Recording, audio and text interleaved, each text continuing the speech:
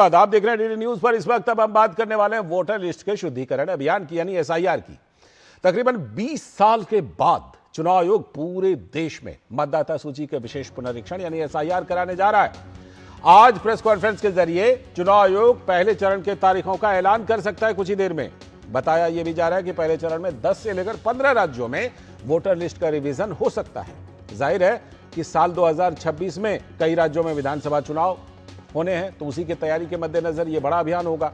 असम है, तमिलनाडु है, पुदुचेरी है, पश्चिम बंगाल है, केरल भी शायद है, अगले साल चुनाव वहां भी होने हैं। तो जाहिर है कि विभिन्न सियासी दलों से अलग अलग आवाजें भी उठने लगी हैं एसआईआर के खिलाफ। चुनाव आयोग सभी राज्यों के चुनाव अधिकारियों से मुलाकात के बाद ही एसआईआर की रूपरेखा आज सार्वजनिक करने जा रहा है। राजनीतिक दल एसआईआर को लेकर अलग अलग राय रखते हों, लेकिन यह तो एक संवैधानिक प्रक्रिया है। सुप्रीम कोर्ट भी कह चुका है, जिसमें वोटर लिस्ट समय समय पर अपडेट की जाती रही है। वर्षों से मतदाताओं की सूची में मृतक व्यक्तियों के नाम भी जारी रहते हैं, तो 18 वर्ष के ऊपर के नए मतदाता सूची में नहीं आ पाते हैं। बिहार एसआईआर आज के दिनों में सबसे बड़ा उदाहरण भी है। एक भी जायज मतदाता इस लिस्ट से नहीं छूटा, इसकी व्यवस्था की गई। बड़ी तादाद में नाम हटाए गए, लेकिन इसकी शिकायत सिर्फ राजनीतिक दलों के एजेंडे तक ही सीमित रही। चुनाव आयोग का दावा है कि वो हर शिकायत पर गौर करके किसी भी नागरिक को उनके वोट देने के अधिकार से वंचित नहीं होने देगा जो वास्तव में सही भारतीय नागरिक हैं।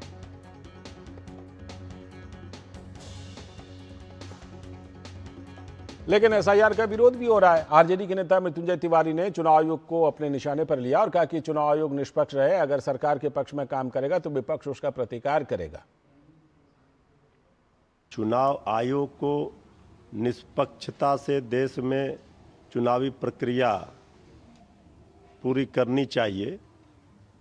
किसी के पक्ष में चुनाव आयोग अगर सरकार के पक्ष में काम करता हुआ नजर आएगा तो इसका प्रतिकार विपक्ष करेगा। तो वहीं दूसरी तरफ जेडीयू के नेता राजीव रंजन ने चुनाव आयोग के फैसले का स्वागत किया।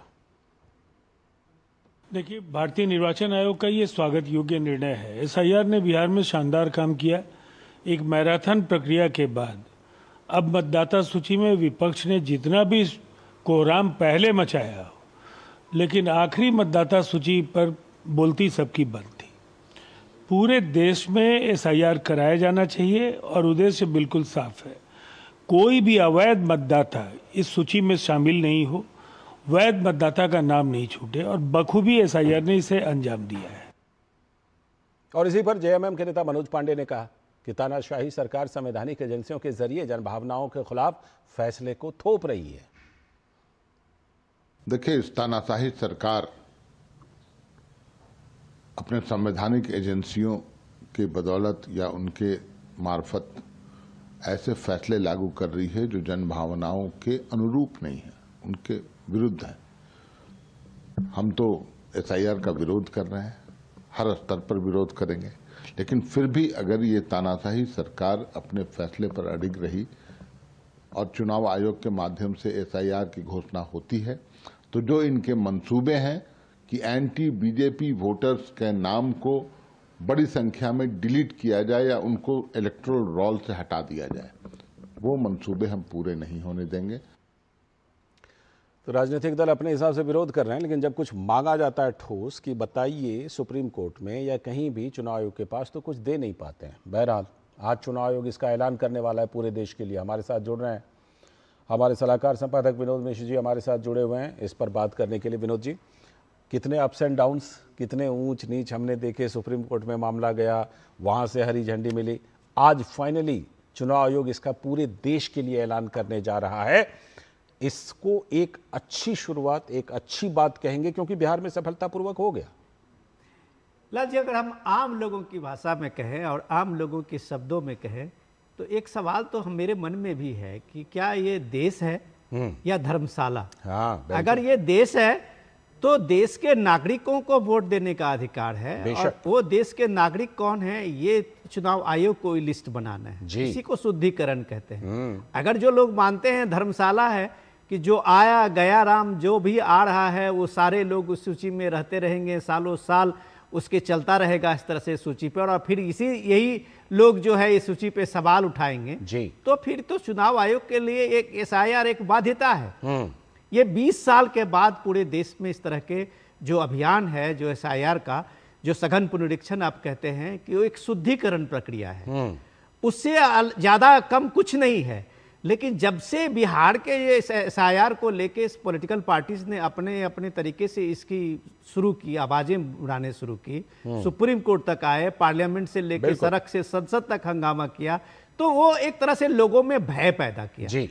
तो आज आपके सामने में बिहार एक मॉडल है कि आपका बिहार के फाइनल ड्राफ्ट लिस्ट आने के बाद यह इलेक्शन कमीशन, यही इलेक्शन कमीशन आपको चैलेंज दे रहा है कि कितने लोग शिकायत लेके आए हैं, कितने पॉलिटिकल पार्टियां के कटे हुए नाम जो 43-44 लाख हटाए गए हैं, उनकी एक सूची लेके आए हैं कि ये इतने जायज लोग थे जिनकी सूची में नाम हटाए गए जी। अगर वो नहीं है उनके पास, तो क्या 22 लाख इतने मतदाता जो कि मृतक हैं पिछले 20-22 वर्षों में, उनको उसमें से हटाया गया है? क्या वो लोग जो अपने स्थान बदल चुके हैं उनको हटाया गया है?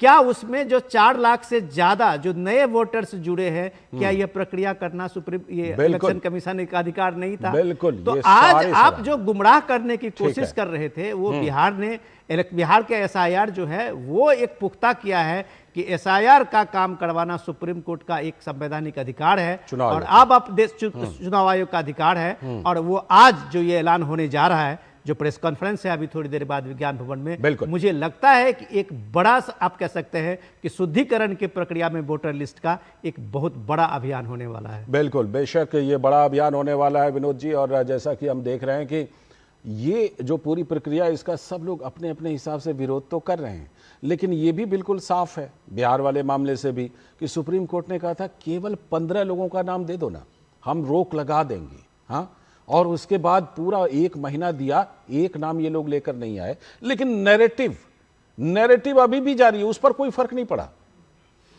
लाल जी देखिए, ये सबसे बड़ी बात है कि पॉलिटिकल पार्टीज का, चुनाव आयोग का, पब्लिक वोटर्स का, ये सब का एक मिला जुला एक भारतीय लोकतंत्र का एक स्तंभ है जी। पॉलिटिकल पार्टीज का भी अपना रोल है, उनकी भी अपनी एक भूमिका है, बिल्कुल। लेकिन एक डेमोक्रेसी में आप एक सिर्फ आरोप लगाएंगे और भाग जाने वाली स्थिति है जी। कि आप सिर्फ चुनाव आयोग पे आरोप लगाते हैं, लेकिन चुनाव आयोग जब आपको एफिडेविट देने की बात करता है तो आप भाग जाते हैं जी। तो ये आपके मंशा पे सवाल उठाता है। बेशक। तो आज चुनाव आयोग का जो ये ऐलान होने जा रहा है, मुझे लगता है कि इन्हीं सारी शिकायतों पे जब आप ये शिकायत करते हैं और जब एफिडेविट मांगा जाता है तो आप भाग जाते हैं, बिल्कुल। तो चुनाव आयोग कम से कम देश में एक प्यूरिफाइड, आप कह सकते हैं जी, एक वोटर लिस्ट लाने जा रहा है, जो शायद आने वाले कई पीढ़ी तक इसमें किसी की कोई शिकायत नहीं होगी।